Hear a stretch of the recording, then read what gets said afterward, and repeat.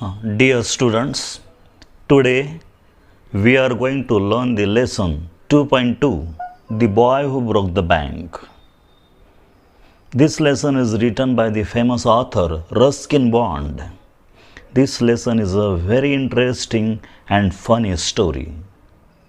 So dear students, here you pause the video and open your English textbook on page number 48 and start reading the whole story silently and write down the names of the characters in this story. Okay? So start reading the whole story. After your thorough reading, now start the video again. Now tell me, did you write all the names of the characters in this story? Okay, I think you must have written all the names of the characters. Now, first of all, look at this picture. Who is this in this picture? What can you see? In this picture, we can see that the boy is Nathu. Nathu is the main character. Nathu is the central character in this story. And what is Nathu doing? Nathu is sweeping.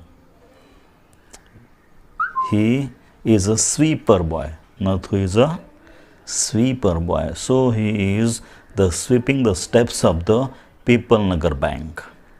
Okay. Now let's turn towards the beginning of the lesson. Okay. Now let us read the beginning of the story. Please pay attention to it carefully. Okay. So look into the first paragraph on page number 48. Nathu grumbled to himself as he swept the steps of the People Nagar Bank, owned by Seth Govindram. He used the small broom hurriedly and carelessly, and the dust, after rising in a cloud above his head, settled down again on the steps. As Nathu was banging his pan against a dustbin, Sitaram, the washerman's son, passed by. Sitaram was on his delivery round. He had a bundle of freshly pressed clothes balanced on his head. Don't raise such dust, he called out to Nathu. Are you annoyed because they are still refusing to pay you an extra 2 rupees a month? I don't wish to talk about it, complained the sweeper boy. I haven't even received my regular pay, and this is the 20th of the month. Who would think a bank could hold up a poor man's salary? As soon as I get my money, I'm off. Not another week I work in this place. And Nathu banged the pan against the dustbin several times, just to emphasize his point and giving himself confidence. Well, I wish you luck, said Sitaram. I will keep a lookout for any jobs that might suit you. And he plodded barefoot along the road, the big bundle of clothes hiding most of his head and shoulders. Okay, so this was the beginning of the story. In the beginning of the story, we met the central character, the main character of the story, that is Nathu. And we heard the conversation between Nathu and his friend Sitaram in the beginning part of the story. Okay. Now, try to answer the simple questions from this first part of the lesson. Now you can tell me, who is Nathu? Raise your hands and try to answer me. Who is Nathu? Exactly. Nathu is a sweeper boy. Nathu is a sweeper boy. What was he doing? What was Nathu doing? Nathu was sweeping the steps of the People Nagar Bank. And how was he working? Carefully or carelessly? How was Nathu working? Carefully or carelessly? Yes, exactly. Nathu was working carelessly because he was annoyed. That's why he was working carelessly. How can you say that he was working carelessly? In the first paragraph, we came across the sentence. He used the small broom hurriedly and carelessly, and the dust, after rising in a cloud above his head, settled down again on the steps of the bank. So this sentence tells us that he was working very carelessly. And to emphasize his anger, to emphasize his annoyance, he was banging the pan against the dustbin several times. That's why we can surely say that Nathu was not working carefully. Okay. Now, we came across another character also, and that another character is Sitaram. Now tell me, who was Sitaram? Yes, Sitaram was a washerman's son. Sitaram was a washerman's son. And what was Sitaram doing? Just find out what was Sitaram doing. You can get the answer in the second paragraph. Sitaram was carrying a bundle of freshly pressed clothes on his head. He was carrying a bundle of freshly pressed clothes on his head. From this first part of the story, we know many things. We know that Nathu was a sweeper boy. We also know that Sitaram was the washerman's son. And we came to know that the owner of the People Nagar Bank was Seth Govindram. And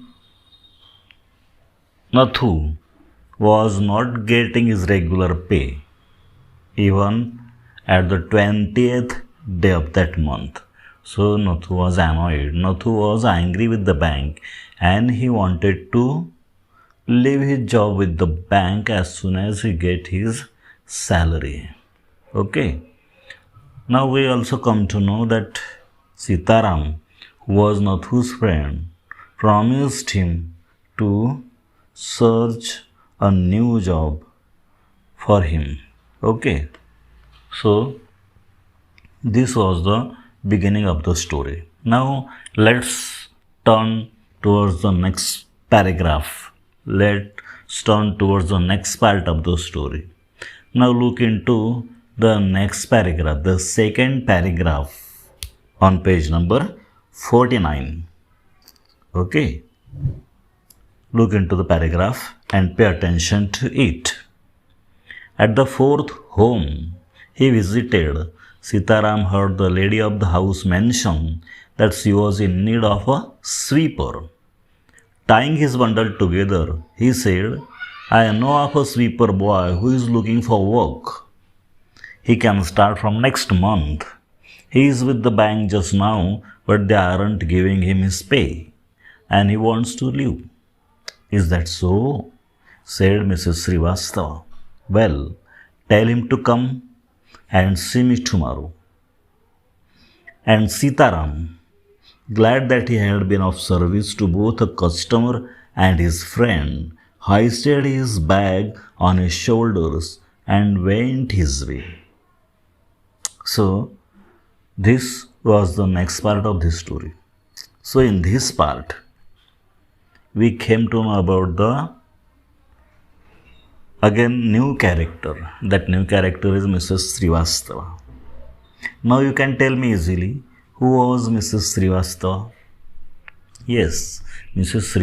Srivastava was the owner of the fourth house and she was a customer to Sitaram. Sitaram went to Mrs. Srivastava to deliver her pressed clothes. And what did Sitaram hear there? Sitaram heard something. What did the lady of the house mentioned? Find out from the passage. Yes, the lady of the house mentioned that she was in need of a sweeper. And hearing this, Sitaram told her that he knew of a sweeper boy who was in search of work, but then he was working with the bank. From the next month, Nathu means the new sweeper boy would be able to work with her. Okay. So after hearing this, Mrs. Srivastava told Sitaram to tell Nathu to see her the next day. Okay. So these are the developments of the story up to this time. Okay. And now let us read the next part of the story on the same page, page number 49. So look into the next paragraph. Mrs. Srivastava had to do some shopping. She gave instructions to the ayah about looking after the baby and told the cook not to be late with the midday meal. Then she set out for the People Nagar marketplace to make her customary tour of the cloth shops. A large shady tamarind tree grew at one end of the bazaar, and it was here that Mrs. Srivastava found her friend Mrs. Bhushan sheltering from the heat. Mrs. Bhushan was fanning herself with a large handkerchief. She complained of the summer, which she affirmed was definitely the hottest in the history of People Nagar.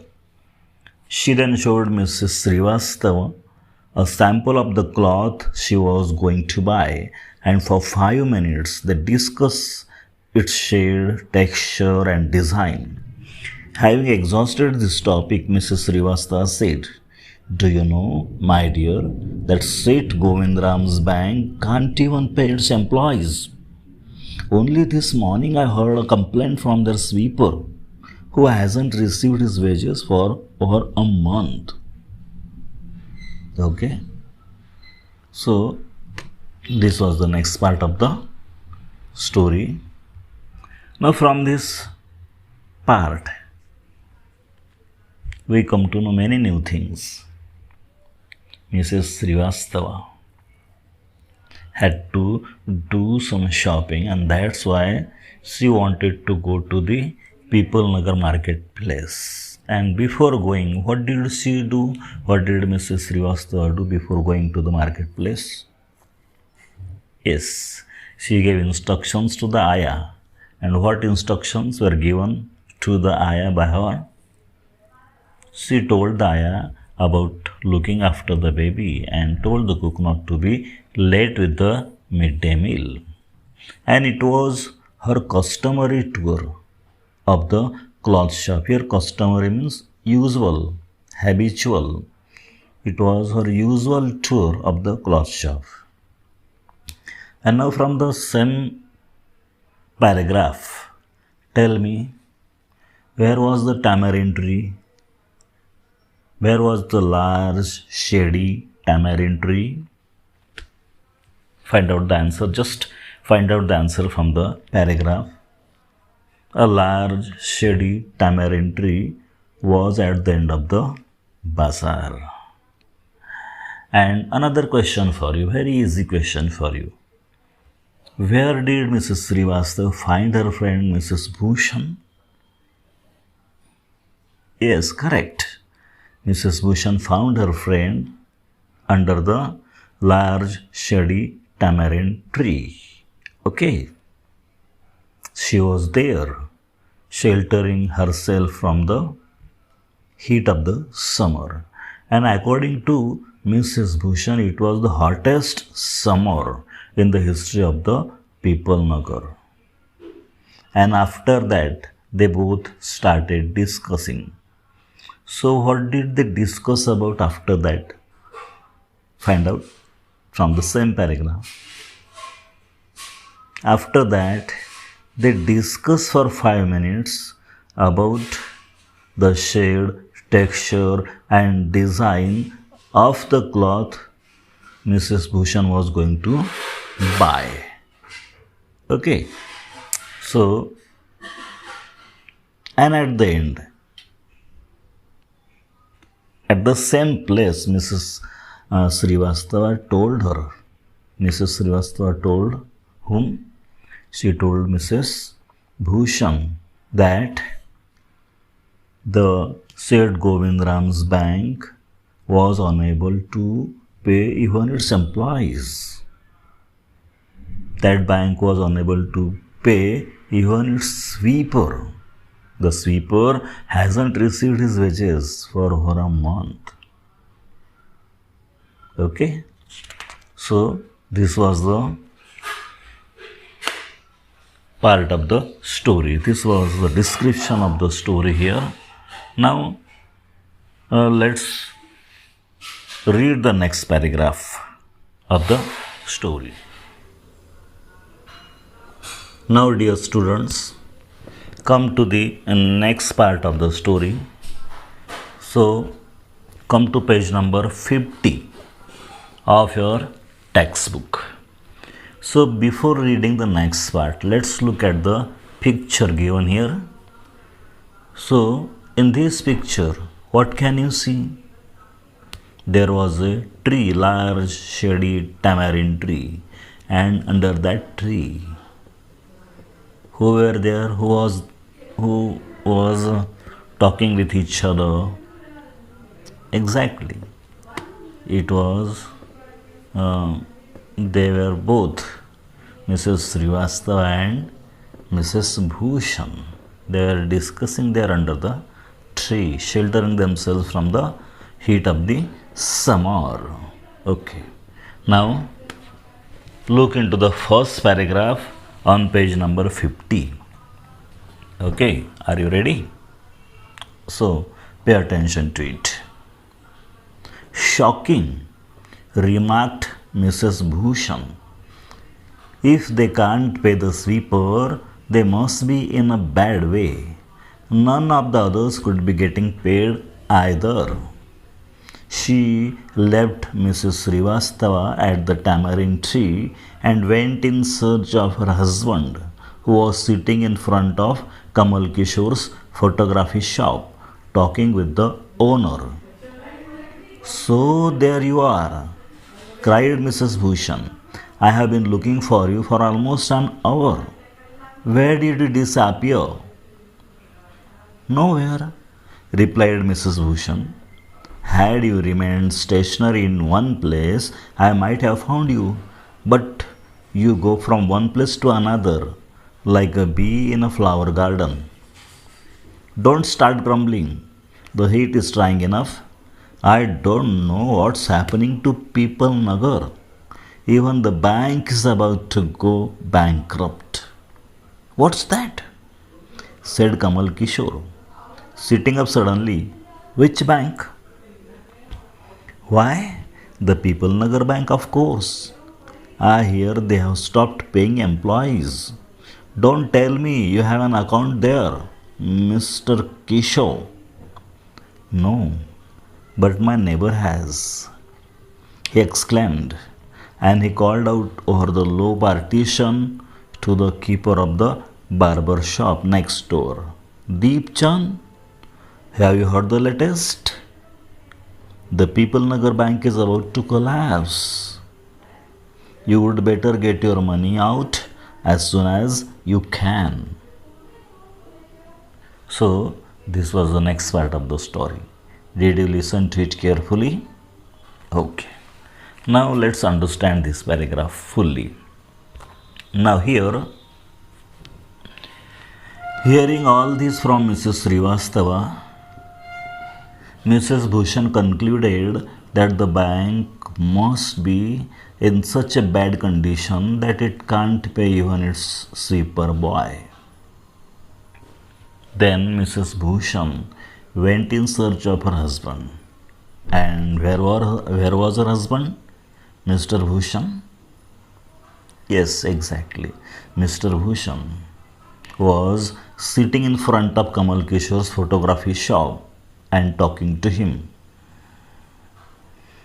And here, at this place, in her dialogue with her husband, Mrs. Bhushan told him that the People Nagar Bank was about to go bankrupt. That means the People Nagar Bank had no money in it. Okay. Now, from the same part of the story, tell me, did Mr. Kishore have any account with the bank? No, he hadn't. Mr. Kishore hadn't any account with the bank. But Deep Chand, his neighbor, had an account with that bank. Now find out from the same paragraph who was Deep Chand. Who was Deep Chand? Yes, Deep Chand was the neighbor to Mr. Kishore, and he was also the keeper of the barber shop. Deep Chand was the keeper of the barber shop. Here, Mr. Kishore told Deep Chand to get his money out as soon as possible. So, in this way, the news spread in the whole village, and no one verified the news whether it is true or not. No one cared to verify the news whether it is rumor or fact. Okay, so let's turn to the next part. So, dear students, now come to page number 51 and look into first paragraph on page number 51. Let's read the paragraph. Please pay attention to the paragraph well.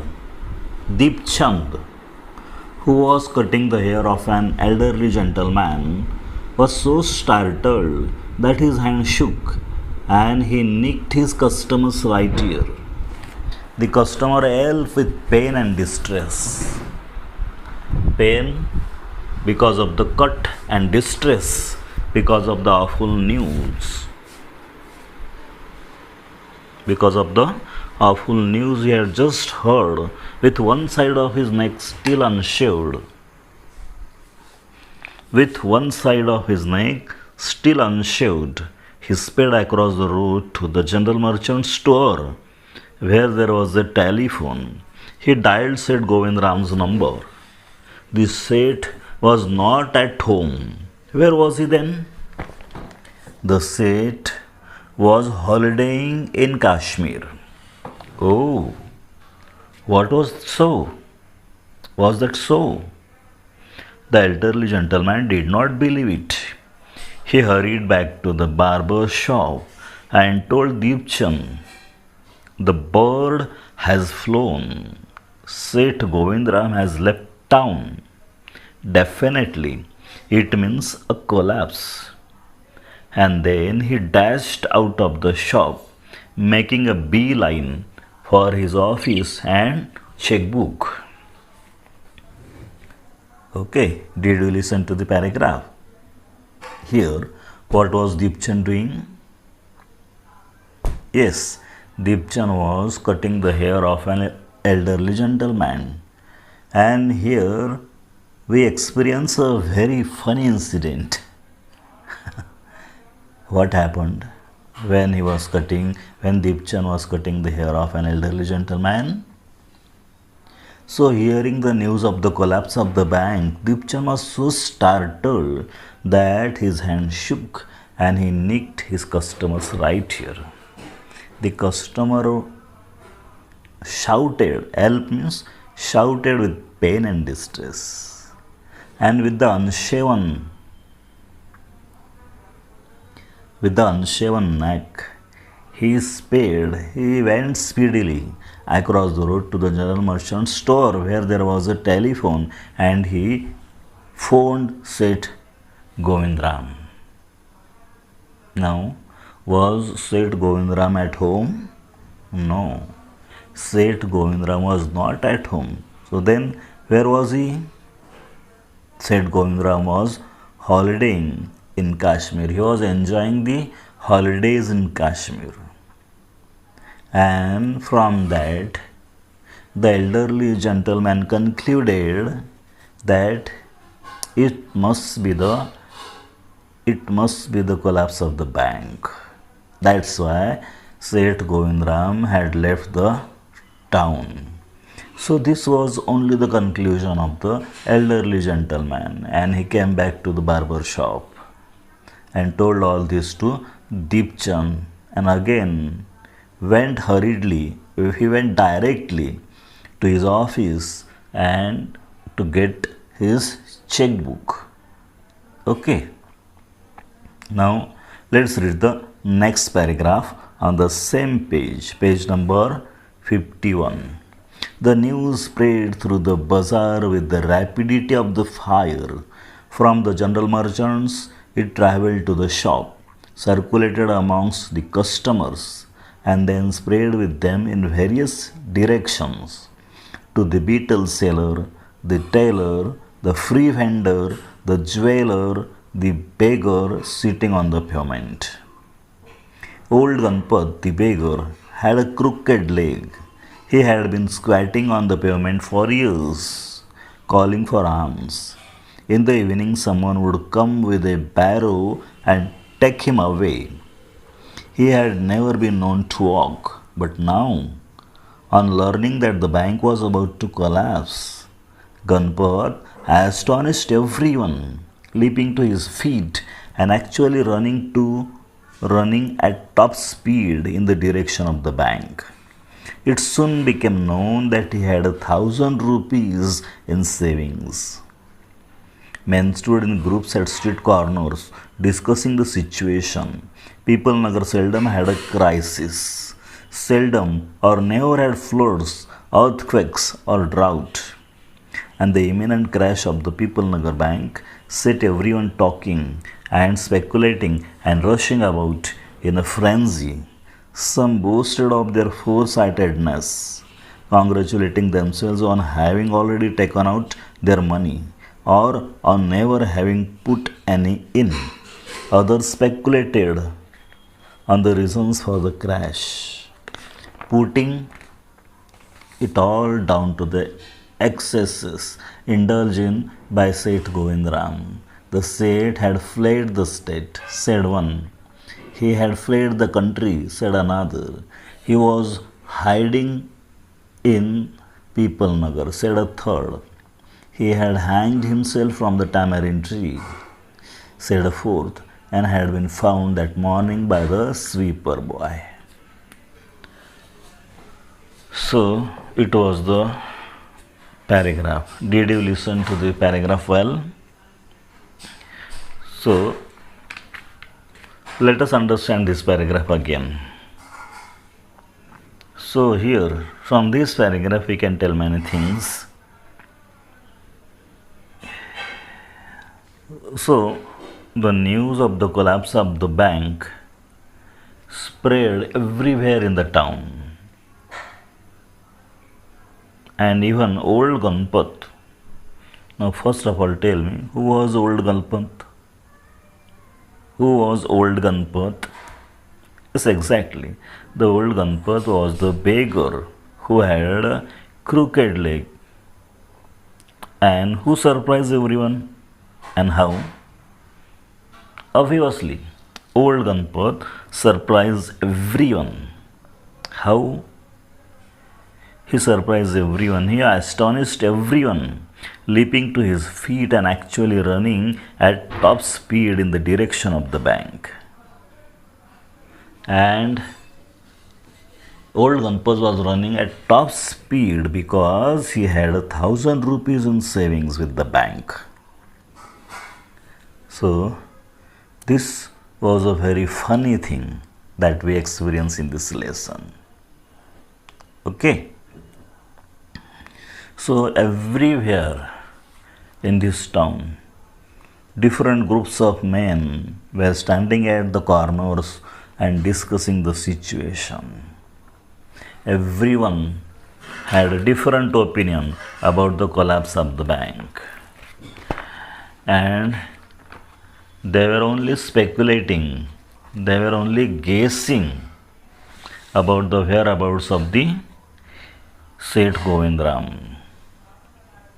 Okay, so in this way, the news of the collapse of the bank spread everywhere and the situation got worse. Okay, let's turn towards the next part of the story. Okay, so open on page number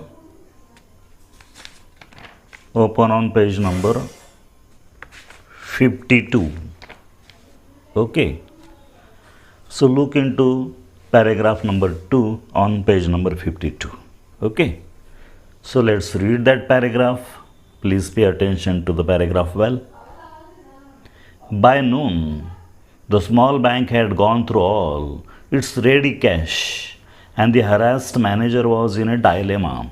Emergency funds could only be obtained from another bank some 30 miles distant, and he wasn't sure he couldn't persuade the crowd to wait until then. And there was no way of contacting Seth Govindram on his houseboat in Kashmir.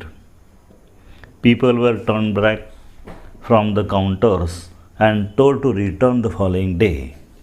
They did not like the sound of that. And so they gathered outside on the steps of the bank shouting, "Give us our money or we'll break in. And fetch the Seth. We know he is hiding in a safe deposit locker." Mischief makers who didn't have a paisa in the bank joined the crowd and aggravated their mood. The manager stood at the door and tried to placate them. He declared that the bank had plenty of money, but no immediate means of collecting it. He urged them to go home and come back the next day. "We want it now," chanted some of the crowd. "Now, now, now."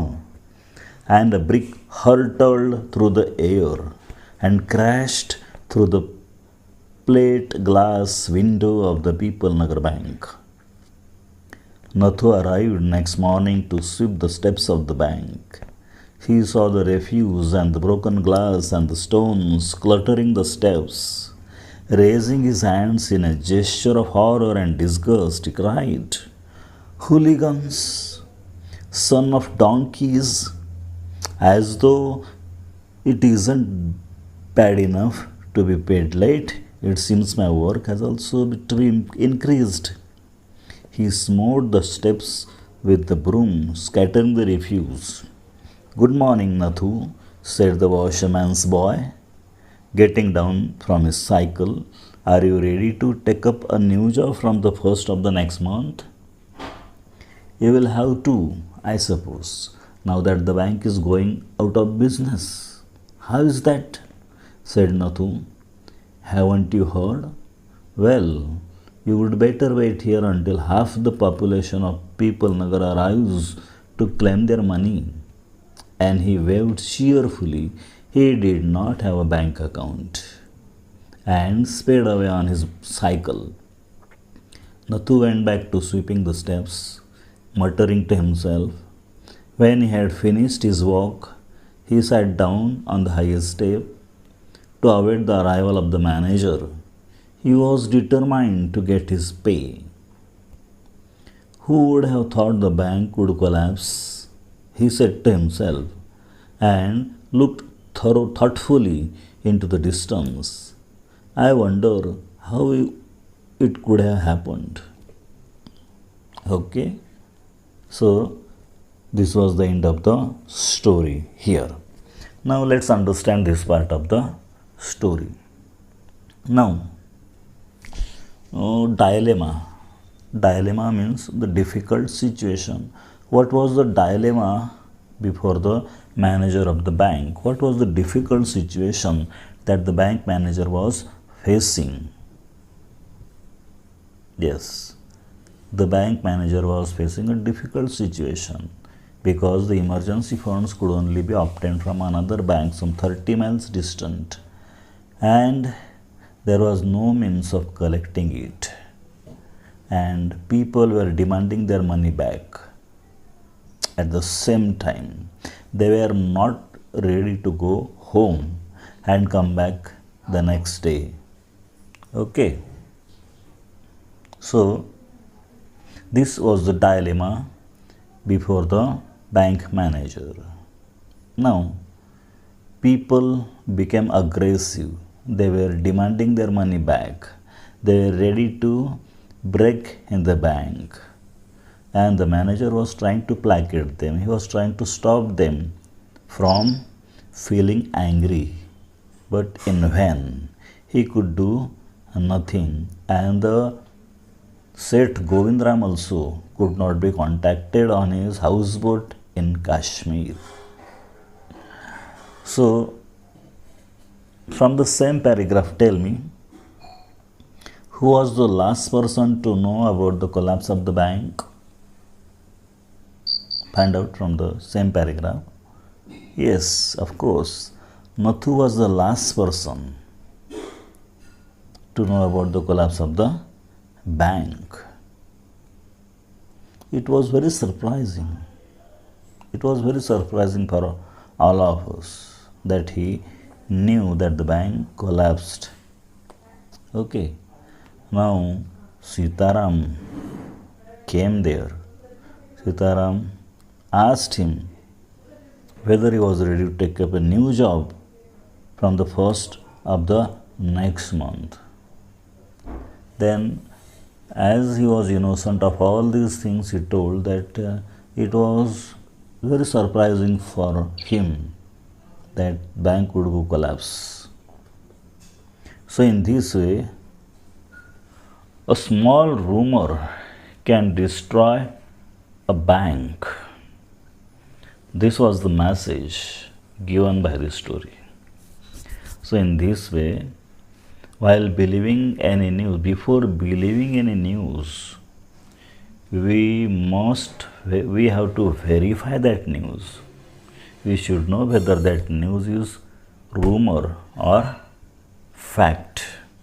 Okay, so this is how the People Nagar Bank collapsed only because of a small rumor that had spread in the whole town. Okay, now here I am giving you the homework, and as usual, the homework is the activities in the English workshop on page number 53, 54 and 55. So these activities are very easy to do. So write down all these activities and complete the English workshop section. Okay, have a nice day.